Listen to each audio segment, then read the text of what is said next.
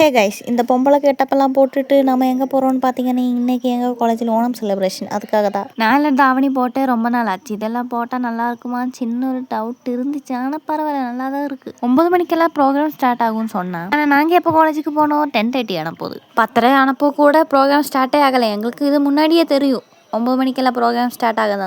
அதனால தான் நாங்கள் லேட்டாக போனோம். அங்கே போனதும் உட்கார இடம் கிடச்சிச்சு. நாங்கள் அங்கே சமத்தாக போய் உட்காந்துட்டு இருந்தோம். நம்ம ப்ரோக்ராம் எல்லாம் ஸ்டார்ட் ஆகிடுச்சு.